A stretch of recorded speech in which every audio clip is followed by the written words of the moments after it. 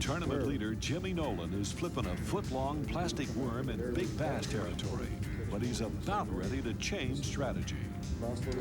Nolan's partner, Barry Bertoldi of Georgia, is having success with a downsized worm rig. My partner talked me into an 1/8 ounce. Yeah, my partner right now is using a lighter weight, an 1/8 ounce, and I'm staying with a 5/16 and a quarter, and I'm not getting the hits he's getting. So I'm definitely going to go to an 1/8. Kevin Worth is doing a little special doctoring on his lure, too. He's dipping a plastic lizard to color the tail of bright chartreuse. Color right. Thanks, sir. I'm throwing a 3/4 ounce Carolina rig with about a 3.5 foot leader and a green pumpkin zoom lizard, and dyeing the tail a little chartreuse, just throw off a little, have a medium and a light mixed together. So I'm actually sitting on the right side of this ditch, throwing across it and fishing it flat on the other side and coming down into the ditch and then coming back up the other side. And there's scattered grass on top, and then as it drops down, you don't have quite as much, and most of them's coming right on the edge of the drop of the ditch. There's one, I think.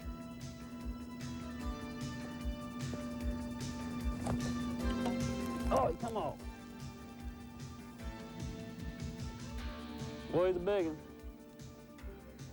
Look at that scale.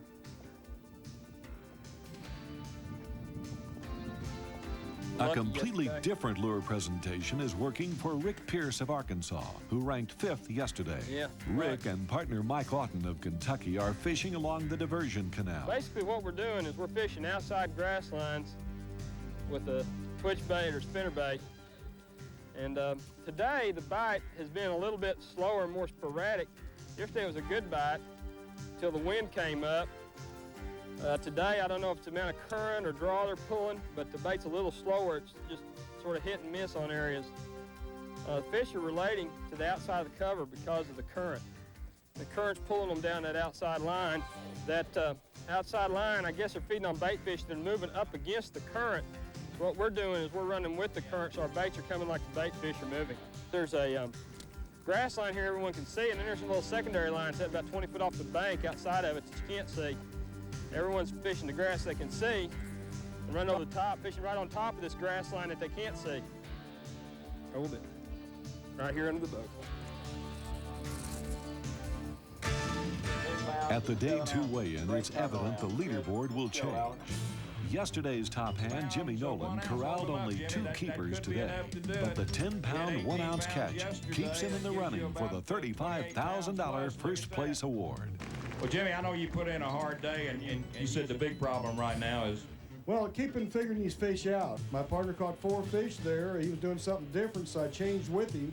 And I couldn't get bit the way he was doing it, so I went back to my way, and I caught that other fish before I come in. But I've got some fish around me, and obviously some pretty decent fish.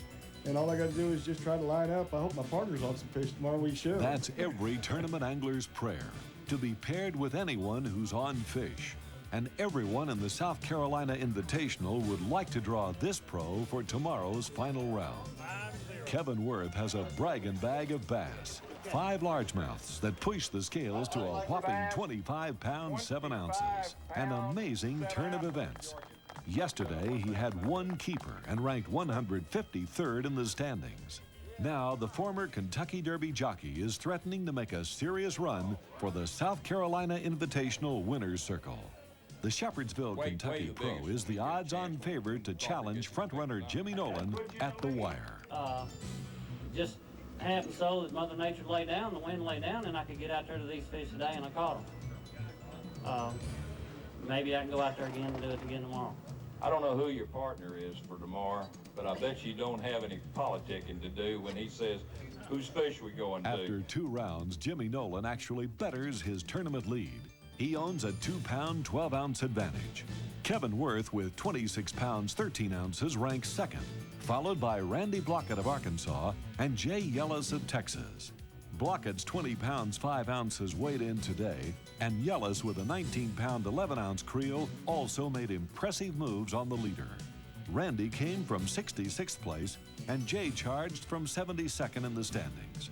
Jimmy Nolan knows he's got to make adjustments. I went into a pocket this morning early, caught a 7-pound bass on this pop R. The reason why I feel like the fish are hitting this particular pop R is I added a longer and a real thin tail on the back. I think that was a key for me catching one big fish today. I'm caught my other fish today, also flipping a big worm. I'm using a big 12-inch hook-tail worm in a June bug color.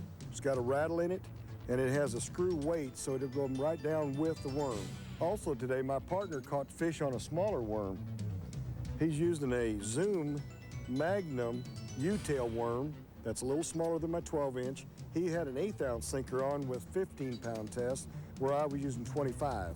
And I think it's going to help me adjust tomorrow when the weather changes again.